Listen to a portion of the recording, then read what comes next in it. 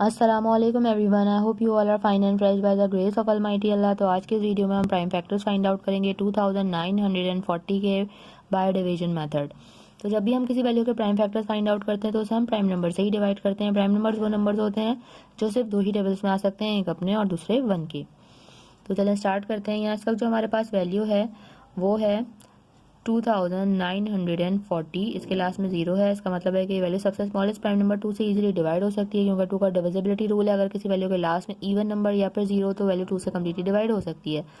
2 के टेबल में 2 आता है 1 पे, 2 के टेबल में 9 नहीं आता, उससे छोटा नंबर 8 आता है 4 पे। 1 रिमाइंडर है वो चला गया 4 के पास और बन गया 14। 2 के टेबल में 14 बिल्कुल आता है 7 पे और 0 को हम यहाँ ऐसे ही कॉपी कर लेंगे। अभी भी लास्ट में जीरो है, यानी कि वैल्यू अभी भी 2 से ही डिवाइड होगी।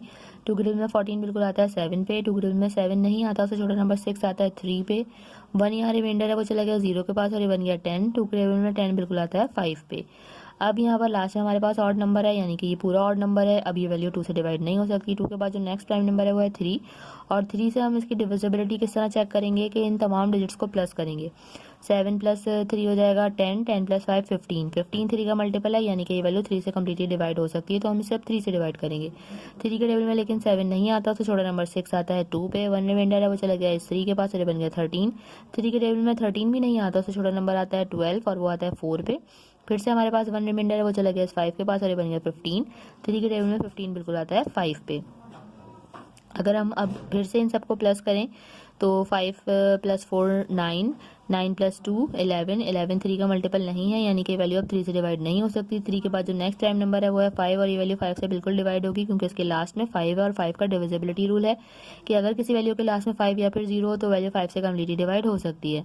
5 के टेबल में लेकिन 24 नहीं आता, उससे छोटा नंबर 20 आता है और वो आता है 4 पे। 4 रिमाइंडर है वो चला गया इस 5 के पास और ये बन गया 45।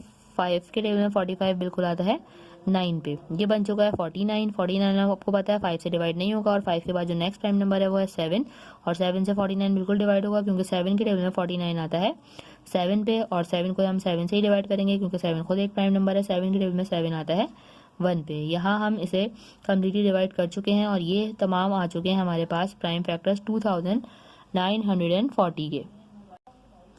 अब यहाँ हम इसके प्राइम फैक्टर्स लिखेंगे। पहले हमने लिख लिया है प्राइम फैक्टर्स ऑफ 2940, और अब हम इसके तमाम प्राइम फैक्टर्स ये जो हम फाइंड आउट कर चुके हैं उनको लिख लेंगे।